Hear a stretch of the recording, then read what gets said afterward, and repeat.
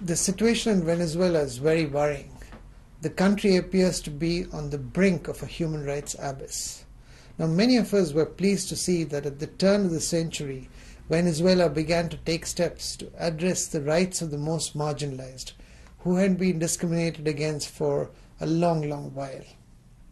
Now, unfortunately, the government seems to have lost this historic opportunity.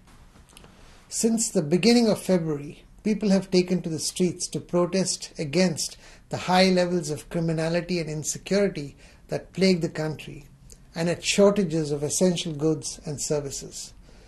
The government must address and deal with these protests, but without violating the human rights of all, regardless of their political convictions.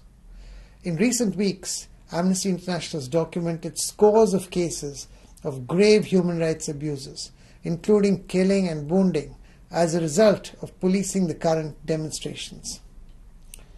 It is unacceptable and disturbing that 21-year-old Daniel Quintero was severely beaten, whipped and threatened with being burned alive whilst in custody of the security forces.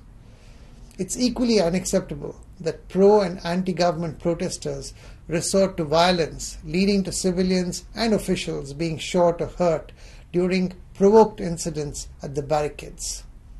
We've also received worrying reports on the abuses committed by armed pro-government groups. This surely has to be a wake-up call for the government. All the victims and their families deserve justice for the pain inflicted on them during these last few weeks.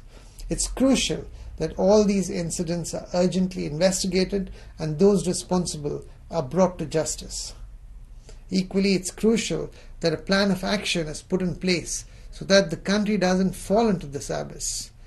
A human rights plan of action must be put in place to ensure that all rights are respected: civil, political, economic, social, and cultural. And we are calling on all leaders to send a clear message to their supporters to exercise their right to freedom of assembly, but peacefully.